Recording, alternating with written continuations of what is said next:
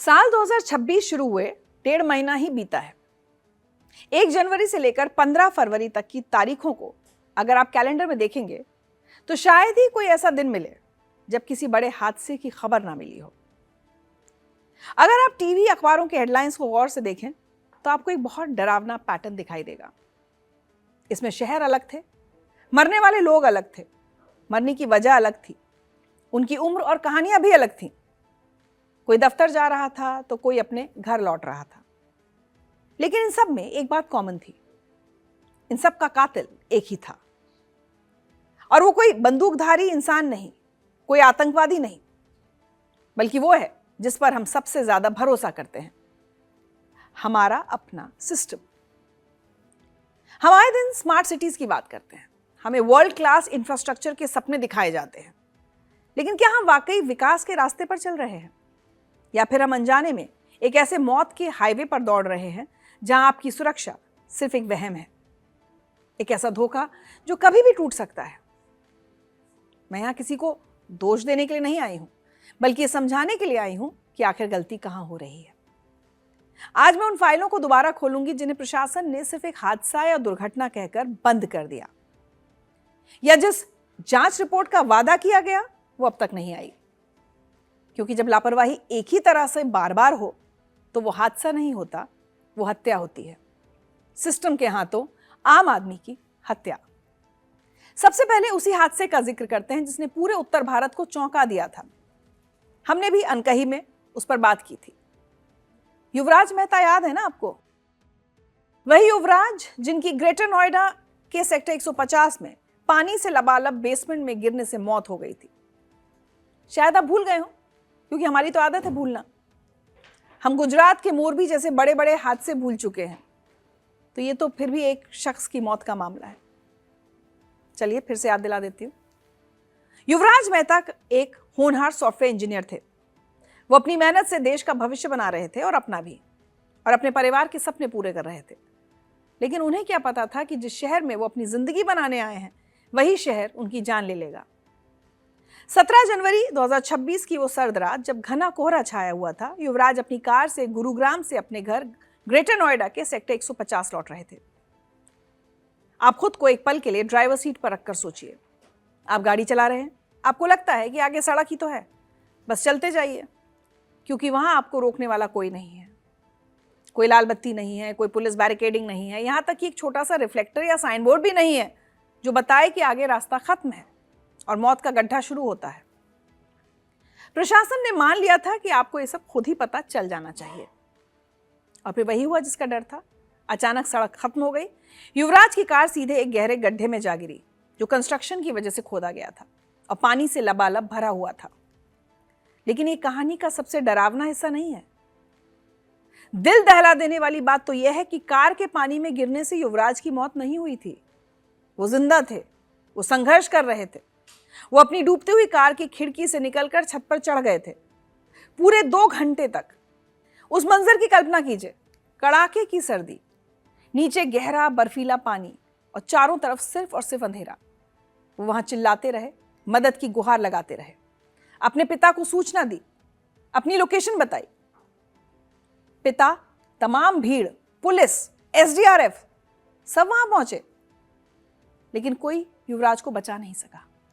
युवराज पानी में नहीं डूबा, उसे हमारे सिस्टम की लापरवाही ने डुबो दिया। उसे अंधेरे ने नहीं मारा, ठेकेदार और नोएडा प्राधिकरण के अधिकारियों ने मारा, जिन्होंने वहां एक साइन बोर्ड तक लगाना जरूरी नहीं समझा था। उसे पुलिस और प्रशासन के उन अधिकारियों ने मारा जिन्होंने 2 घंटे उसको बचाने की पुरजोर कोशिश नहीं की, बल्कि हाथ पर हाथ धरे किनारे पर बैठे रहे। ये कैसा सिस्टम है जिसके पास एक नागरिक को बचाने के लिए पर्याप्त साधन नहीं है? अगर युवराज की जगह किसी वीआईपी का बेटा उस गड्ढे में गिरा होता, किसी नेता का, किसी विधायक का, किसी सांसद का, तब भी क्या ये अधिकारी यूं ही बैठकर तमाशा देखते? या इस देश में हम और आप ही बने मरने के लिए? युवराज की कहानी सुनकर अगर आपका दिल पसीज गया है तो अब जरा उस 3 साल के बच्चे के बारे में सोचिए। वो बच्चा जिसे अभी दुनिया की समझ भी नहीं थी, जिसे ये भी नहीं पता कि प्रशासन क्या होता है, लापरवाही किसे कहते हैं। 14 फरवरी को 3 साल का मासूम देवांश अपने पिता अनिल के साथ दलेलगढ़ गांव में रिश्तेदारों से मिलने आया था। पास के मंदिर में भंडारा चल रहा था। देवांश घर के बाहर खेल रहा था। मंदिर के पास ही तालाब की तरह एक गड्ढा है जो पानी से लबालब था, लेकिन वहां कोई बाढ़ नहीं लगी थी। खेलते खेलते देवांश का पैर फिसला और वो सीधे उस मौत के कुएं में समा गया। अब जरा उस मंजर की कल्पना कीजिए। एक पल पहले जहां बच्चे की किलकारियां गूंज रही थी, अगले ही पल वहां मातम पसर गया। परिवार वाले भागे, उसे बाहर निकाला, लेकिन तब तक बहुत देर हो चुकी थी। एक नन्ही जान सिस्टम की लापरवाही की भेंट चढ़ गई। और अब सुनिए वो बात जो आपको गुस्से से भर देगी। जब ये मामला सामने आया तो ग्रेटर नोएडा अथॉरिटी के जनरल मैनेजर AK सिंह ने क्या कहा जानते हैं? उन्होंने कहा ये तालाब निजी जमीन पर है, इसलिए प्रशासन इस पर सीधे तौर पर कोई कार्रवाई नहीं कर सकता। क्या मौत ये देखकर आती है कि जमीन सरकारी है या प्राइवेट? गांव वालों ने कई बार शिकायत की थी, कई बार बताया था कि जानलेवा है, लेकिन अथॉरिटी ने कानों में तेल डाल रखा था। क्या एक बच्चे की जान की कीमत सिर्फ इसलिए जीरो हो गई क्योंकि वो गड्ढा किसी की निजी संपत्ति था? अगर वो प्राइवेट जमीन थी तो क्या वहां सेफ्टी नियम लागू नहीं होते? क्या वहां बैरिकेडिंग लगवाना प्रशासन की जिम्मेदारी नहीं थी? देवांश अब इस दुनिया में नहीं है, लेकिन उसका जाना हमें कड़वा सच बता गया है। स्मार्ट सिटी में अगर आप मरते हैं तो सिस्टम सबसे पहले ये देखेगा कि आप किस जमीन पर मरे हैं, ताकि वो अपनी जिम्मेदारी से भाग सके। वैसे हुआ तो ये युवराज के केस में भी था, जब ये साबित करने की कोशिश की गई थी कि युवराज ने उस सड़क पर आने से पहले शराब पी हुई थी। मतलब अगर आपने शराब पी है तो आपको बचाने की जिम्मेदारी प्रशासन की नहीं है, ना ही आपकी मौत के लिए वो जिम्मेदार है। इसी दिन यानी 14 फरवरी को ही ऐसी एक घटना महाराष्ट्र के नागपुर में भी हुई। यहां भी कहानी बिल्कुल वही है, बस जगह और नाम बदल गए हैं। यशोधरा नगर इलाके में हैंडलूम वर्कर इमरान अंसारी रहते हैं, जो अपने 3 साल के बेटे कौनैन अंसारी के उज्जवल भविष्य के लिए दिन रात मेहनत कर रहे थे। उस शाम कौनैन बाहर खेलने गया हुआ था।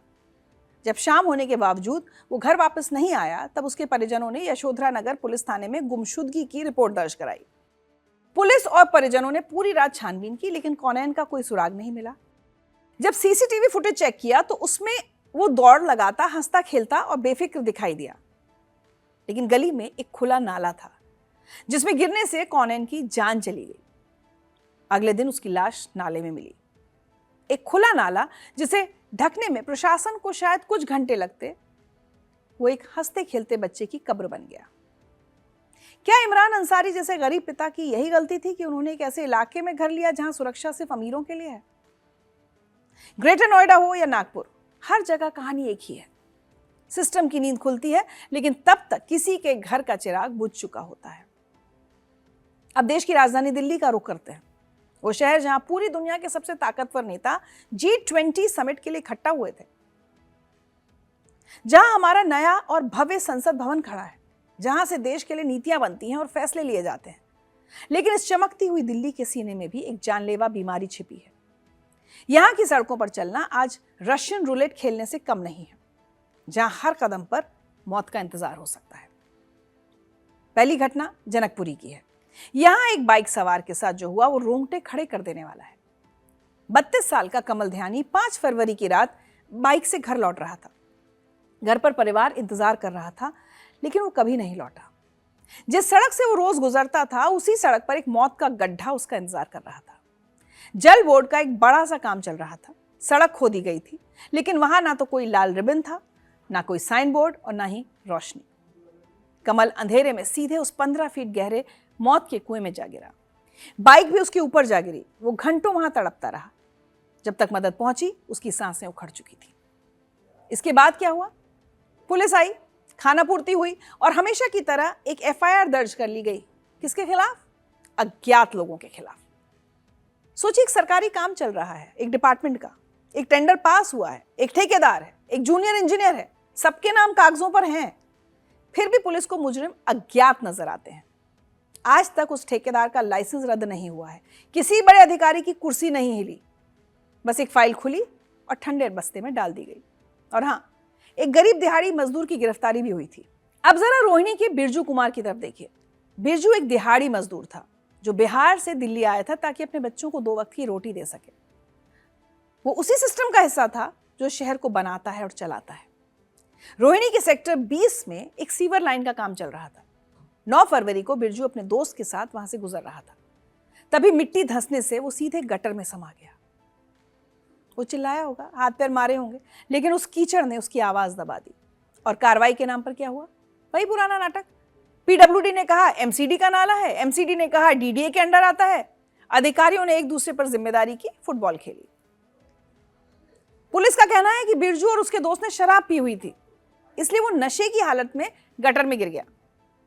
साथ मौजूद दोस्त इतना नशे में था कि उसे तुरंत हादसे का पता नहीं चला या वो किसी को बता नहीं पाया। चलिए मान लिया बिरजू ने शराब पी थी, लेकिन जहां काम चल रहा था वहां आम लोगों की सुरक्षा के क्या इंतजाम थे? ना कोई बैरिकेडिंग, ना चेतावनी बोर्ड और ना ही कोई स्ट्रीट लाइट।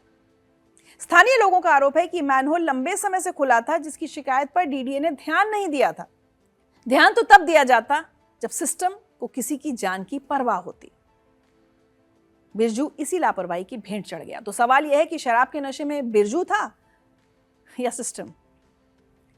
हम चांद पर पहुंच गए, मंगल पर जाने की बात करते हैं, लेकिन अपनी राजधानी में हम एक नाले को ढकना नहीं सीख पाए। क्या यही वो वर्ल्ड क्लास सिटी है जिसका वादा किया गया था, जहां एक साइन बोर्ड ना होने की वजह से, एक छोटी सी लापरवाही की वजह से किसी के घर का चिराग बुझ जाता है और अंत में क्या मिलता है? परिवार को कुछ लाख रुपए का मुआवजा, जैसे कि उस परिवार के मुखिया की जान की कीमत बस एक सरकारी चेक हो। कोई गिरफ्तारी नहीं, कोई जवाबदेही नहीं। उस साइट पर अब भी काम चल रहा है, शायद किसी और बिरजू की जान लेने के लिए। यह है हमारी राजधानी का न्याय। गरीब की जान सस्ती है और अफसर की कुर्सी बहुत महंगी। अब तक हमने बात की उन खतरों की जो आपके पैरों के नीचे छुपे हैं, यानी खुली सड़कें और नाले। अगर आपको लगता है कि सिर्फ जमीन पर खतरा है और ऊपर सब ठीक है, तो आप गलतफहमी में हैं। आपके सर पर भारी भरकम कंक्रीट और लोहा झूल रहा है, जिसे हम विकास कहते हैं। लेकिन सच्चाई यह है कि यह विकास नहीं, बल्कि मौत का मलबा है जो किसी भी वक्त नीचे गिर सकता है। मुंबई चलिए, देश की आर्थिक राजधानी। यहां हर कोई भाग रहा है, वक्त कम है, सपने बड़े हैं। मुंबई के अंधेरी ईस्ट इलाके में इन दिनों मेट्रो का काम दिन रात चल रहा है। इसी दौरान ऊपर एक भारी गर्डर रखा जा रहा था, नीचे ट्रैफिक रेंग रहा था। कायदे से जब इतना भारी काम हो तो नीचे का ट्रैफिक रोक दिया जाना चाहिए या डाइवर्ट कर दिया जाना चाहिए, लेकिन ऐसा कुछ नहीं हुआ। सब कुछ ऊपर वाले के भरोसे चल रहा था। अचानक भारी भरकम लोहे का जाल और कंक्रीट नीचे से गुजर रहे ऑटो पर गिरते हैं, जिसमें रामधन यादव बैठे थे। वो मूल रूप से उत्तर प्रदेश के रहने वाले थे, जौनपुर जिले के बरसठी गांव के सरपंच भी थे। वो अपनी पोती की शादी में शामिल होने मुंबई गए थे। शादी की खरीदारी के लिए ऑटो से जा रहे थे, तभी यह हादसा हुआ। कई टन वजनी मलबे ने उस ऑटो को माचिस की डिब्बी की तरह दबा दिया। रामधन का कसूर क्या था? क्या उनकी गलती ये थी कि वो एक सरकारी प्रोजेक्ट के नीचे से गुजर रहे थे? क्या उन्हें हेलमेट पहनकर ऑटो में बैठना चाहिए था? नहीं, उनका कसूर सिर्फ इतना था कि उन्होंने भरोसा किया कि ऊपर जो इंजीनियर और ठेकेदार काम कर रहे होंगे, उन्होंने अपनी जिम्मेदारी निभाई होगी। लेकिन वो भरोसा मलबे के साथ चकनाचूर हो गया। इस घटना में 3 और लोग घायल भी हुए। रामधन जी की तो मौत हो गई। शुरुआत में महाराष्ट्र सरकार ने 5 लाख रुपए के मुआवजे का ऐलान किया, जिसे परिवार ने नाकाफी बताते हुए ठुकरा दिया। पीड़ित परिवार ने 2 करोड़ रुपए और एक सदस्य को सरकारी नौकरी की मांग की थी। फिर एमएमआरडीए और ठेकेदार ने कुल 39,50,000 रुपए का मुआवजा दिया। तब परिवार ने अंतिम संस्कार किया। क्या मुआवजा काफी है परिवार में किसी की जगह भरने के लिए? जिस घर में कुछ दिन बाद शादी होनी थी, वहां मौत हो जाना, क्या हालात रहे होंगे, इसका हम शायद अंदाजा भी नहीं लगा सकते। चलिए अब आगरा का रुख करते हैं। हम सब मानते हैं कि हमारा घर सबसे सुरक्षित जगह है। आप अपने ड्राइंग रूम में बैठे हैं, टीवी देख रहे हैं या परिवार के साथ चाय पी रहे हैं, खाना खा रहे हैं, लेकिन क्या हो अगर अचानक आपके घर की छत भर भरा कर गिर पड़े? आगरा में बिल्कुल यही हुआ। मेट्रो प्रोजेक्ट में लगी एक विशाल क्रेन का बैलेंस बिगड़ा और वो सीधे पास के एक मकान पर जा गिरी। जो घर सालों की मेहनत से बनाया गया था, वो एक झटके में खंडहर बन गया। गनीमत रही कि उस वक्त उस कमरे में कोई नहीं था, वरना हम आज मौतों का एक और आंकड़ा गिन रहे होते। लेकिन सवाल यह है कि इतनी भारी मशीनरी रिहायशी इलाकों में बिना पर्याप्त सुरक्षा के कैसे काम कर रही थी? क्या किसी ने चेक किया कि जमीन धंस रही है या क्रेन का बेस मजबूत है? शायद नहीं। असल समस्या यह है कि हमारे देश में इंफ्रास्ट्रक्चर प्रोजेक्ट्स के लिए डेडलाइन सर्वोपरि बन गई है और इसके लिए सेफ्टी प्रोटोकॉल्स की बलि दी जा रही है। टेंडर मिलने के बाद ठेकेदार पर सिर्फ एक ही दबाव होता है, काम जल्दी खत्म करो, चाहे रात हो या दिन, चाहे सुरक्षा मानक पूरे हो या ना हो। और जब कोई मरता है तो क्या होता है?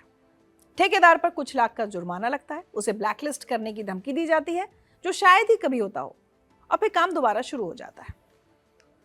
इसके अलावा जो भ्रष्टाचार नाम की घुन हमारे समाज के हर तबके को लगी हुई है, उसमें हम किसी ठेकेदार, किसी इंजीनियर, किसी विधायक, किसी सांसद से ईमानदारी की उम्मीद करें भी तो कैसे, जब हर कोई हर प्रोजेक्ट में बस अपना कट देखता हो, तो क्वालिटी और मजबूती से किसी का क्या लेना देना। एक और बात, अकाउंटेबिलिटी यानी जवाबदेही। क्या आपने कभी सुना कि किसी पुल या पिलर के गिरने पर किसी बड़े आईएएस अधिकारी या चीफ इंजीनियर को जेल हुई हो? शायद नहीं। हमेशा गाज गिरती है किसी छोटे सुपरवाइजर या क्रेन ऑपरेटर पर। जब तक बड़े लोगों की जवाबदेही तय नहीं होगी, जब तक उनकी कुर्सी नहीं हिलेगी, तब तक रामधन यादव जैसे बेगुनाह लोग इस विकास के मलबे के नीचे दबते रहेंगे। वैसे आपको बता दूं, एक घटना यूपी के प्रतापगढ़ में भी हुई। 15 फरवरी को समाजवादी पार्टी के नेता लाल बहादुर यादव अपनी गाड़ी से कहीं जा रहे थे। तभी सड़क किनारे एक भारी भरकम हाई मास्ट पोल, जिसको कहते हैं, उनकी चलती कार पर आ गिरा। कार की छत पिचककर ड्राइवर सीट से मिल गई। लाल बहादुर यादव को संभलने का 1 सेकंड भी नहीं मिला, वो अंदर ही दब गए, उनकी मौत हो गई। इसका सीसीटीवी फुटेज भी आया है। ये कोई दुर्घटना नहीं थी, ये भी एक हत्या थी। दरअसल बाबूगंज बाजार में पेट्रोल पंप पर एक विशाल पोल लगाया जा रहा था। एक भारी भरकम क्रेन, जिसकी शायद दशकों से सर्विस नहीं हुई थी, उस विशाल पोल को उठाने की कोशिश कर रही थी। ना वहां कोई ट्रैफिक रोकने वाला था, ना कोई बैरिकेडिंग थी। अचानक क्रेन का पट्टा टूट गया और वो पोल, जिसका वजन शायद 1000 किलो से भी ज्यादा रहा होगा, सीधे नीचे से गुजर रही लाल बहादुर की कार पर आ गिरा। कार पिचक गई, जैसे वो लोहे की नहीं बल्कि टिन की बनी हो। ये बैड लक या कुदरत का कहर नहीं था, शुद्ध रूप से आपराधिक लापरवाही थी। उस ठेकेदार की लापरवाही ने एक परिवार का मुखिया छीन लिया, जिसने चंद पैसों के लालच में पुरानी क्रेन और घिसे हुए पट्टे का इस्तेमाल किया। और अब तक क्या हुआ? एक एफआईआर, कुछ बयानबाजी और फिर सन्नाटा। क्या कोई बड़ा अफसर नपा? जवाब है नहीं। अब वापस आते हैं नोएडा के सेक्टर 168 की तरफ, जहां 11 फरवरी को प्रखर भारद्वाज के सपनों को एक आवारा सांड ने कुचल दिया। शाम लगभग 7 बजे 29 साल के प्रखर अपने ऑफिस से बाइक पर घर लौट रहे थे। तभी अचानक एक सांड सड़क पर आ गया। वो बिदक गया और उसने प्रखर की बाइक को टक्कर मार दी। टक्कर इतनी जोरदार थी कि प्रखर दूसरी लेन में जा गिरे और उनकी बाइक दूर तक घिसटती चली गई। हेलमेट पहनने और बाइक की स्पीड कम होने के बावजूद गिरने से प्रखर का चश्मा टूट गया। उनकी दाहिनी आंख पर गंभीर चोट लगी, सिर पर भी गंभीर चोट आई है। घायल होने के बाद प्रखर लगभग 20 मिनट तक सड़क पर बेसुध पड़े रहे। किसी ने मदद नहीं की, कोई एम्बुलेंस नहीं आई। फिर एक राहगीर ने प्रखर के मोबाइल से ही परिजनों को सूचना दी और उन्हें ऑटो से अस्पताल पहुंचाया। अगर वो राहगीर ना होता तो शायद प्रखर आज हमारे बीच ना होते। लेकिन सवाल तो यह है कि वो सांड वहां क्या कर रहा था? हम रोड टैक्स देते हैं, म्यूनिसिपल टैक्स देते हैं ताकि सड़कें साफ और सुरक्षित हों, लेकिन बदले में हमें मिलते हैं आवारा जानवर जो किसी भी वक्त यमराज बन सकते हैं। प्रखर आज अस्पताल में जिंदगी और मौत की जंग लड़ रहे हैं। उनकी आंख की रोशनी खतरे में है, उनका भविष्य दांव पर लगा है। उनके परिवार पर जो बीत रही है उसकी हम और आप कल्पना भी नहीं कर सकते।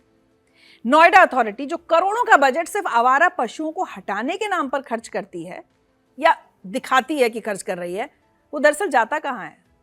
किसकी जेब में जाता है? क्या कभी किसी अधिकारी की जवाबदेही तय होगी, या ये भी एक फाइल बनकर धूल फांकती रहेगी? जब सड़क पर गड्ढा हो तो आप बच सकते हैं, लेकिन जब सिस्टम ही सांड बनकर आपके पीछे दौड़ रहा हो तो आप कहां छुपेंगे? अब तक आपने जो कहानियां सुनी वो अलग अलग शहरों की हैं, लेकिन अगर आप गौर से देखेंगे तो आपको एक डरावना पैटर्न नजर आएगा। और ये सारी घटनाएं हुई हैं सिर्फ इस 1.5 महीने के अंदर, साल 2026 के। हर हादसे के बाद हमारे देश में बिल्कुल एक ही स्क्रिप्ट दोहराई जाती है। पहले सड़क पर किसी बेगुनाह का खून बहता है, फिर सोशल मीडिया पर थोड़ा शोर मचता है, हम और आप गुस्सा जाहिर करते हैं। इसके बाद सिस्टम जागने का नाटक करता है। डैमेज कंट्रोल के लिए मृतक के परिवार को कुछ लाख रुपए का मुआवजा दे दिया जाता है, जैसे कि किसी की जिंदगी की कीमत बस इतनी ही हो। फिर एक शब्द का इस्तेमाल होता है, जांच कमेटी। एक कमेटी बना दी जाती है जिसकी रिपोर्ट कभी बाहर नहीं आती, या आती भी है तो अफसरों को बचाने के लिए आती है, और फिर वो रिपोर्ट रद्दी की टोकरी में डाल दी जाती है। और हफ्ता 10 दिन बीतते ही हम भी सब भूल जाते हैं। मीडिया भी अगली खबर की तरफ बढ़ जाता है और वो फाइल हमेशा के लिए बंद हो जाती है। सवाल उठता है कि ये ठेकेदार, ये बिल्डर, ये सरकारी इंजीनियर डरते क्यों नहीं है? क्या उन्हें भगवान का डर नहीं है? भगवान का तो पता नहीं, लेकिन उन्हें हमारे कानून का बिल्कुल डर नहीं है। हमारे देश में लापरवाही से किसी की जान लेना एक मजाक बनकर रह गया है। आपको जानकर हैरानी होगी कि एक जमानती अपराध है। इसका मतलब है कि अगर किसी ठेकेदार के खुले गड्ढे की वजह से हम में से कोई मर भी जाए तो पुलिस उसे थाने बुलाएगी, थाने से ही उसे जमानत मिल जाएगी, उसे जेल की हवा नहीं खानी पड़ेगी। जब कानून इतना कमजोर हो तो भला कोई सुरक्षा पर पैसे क्यों खर्च करेगा? जब तक लापरवाही से हुई मौतों को गैर इरादतन हत्या की तरह नहीं देखा जाएगा, जब तक किसी बड़े अधिकारी को हथकड़ी नहीं लगेगी, तब तक सड़कों पर ऐसे ही लाशें गिरती रहेंगी। और इस पूरे खेल में सबसे बड़ा बेवकूफ कौन बन रहा है? हम और आप, देश का आम टैक्स पेयर। हम महंगा पेट्रोल खरीदते हैं जिसमें भारी भरकम रोड सेस और टैक्स जुड़ा होता है। हम हाईवे पर चलने के लिए महंगा टोल टैक्स देते हैं। गाड़ी खरीदते वक्त लाखों का रोड टैक्स सरकार की झोली में डालते हैं, लेकिन बदले में हमें कुछ नहीं मिलता। सरकार हमसे पैसे तो वर्ल्ड क्लास सुविधाओं के नाम पर लेती है, लेकिन सुरक्षा के नाम पर हमें मिलता है थर्ड क्लास सिस्टम। युवराज मेहता, रामधन, लाल बहादुर यादव या प्रखर, ये सिर्फ नाम नहीं है, ये फाइलें नहीं है। जो उनके साथ हुआ वो कल मेरे और आपके साथ भी हो सकता है, या हमारे परिवार के किसी भी सदस्य के साथ हो सकता है। जब हम घर से निकलते हैं तो हम ये मान कर चलते हैं कि शाम को सही सलामत घर लौटेंगे, लेकिन जिस सिस्टम के भरोसे हम ये उम्मीद करते हैं वो अंदर से खोखला हो चुका है, सड़ चुका है और कातिल बन चुका है। फर्क सिर्फ इतना है कि आज बदकिस्मती का नंबर उनका था, कल शायद हमारा हो। इससे सवाल पूछना जरूरी है। और कितनी जाने जाएंगी? कब तक हम चुप रहेंगे? कब तक हम चलता है कहेंगे? अगर हम टैक्स दे सकते हैं तो क्या हम अपनी जान की सुरक्षा नहीं मांग सकते? ये वीडियो आपको डराने के लिए नहीं है, बल्कि जगाने के लिए है। मैं आपसे अपील करती हूं कि इस वीडियो को शेयर करें, अपने दोस्तों और परिवारों को दिखाएं, उन नेताओं और अधिकारियों से सवाल पूछें जो आपके वोट और टैक्स पर जीते हैं। सोशल मीडिया पर लिखिए, उनको टैग कीजिए, आवाज़ उठाइए, क्योंकि आज अगर हम नहीं बोले तो कल जब हमारे साथ कुछ होगा तो हमारे लिए बोलने वाला भी कोई नहीं होगा। आप इस पर क्या सोचते हैं?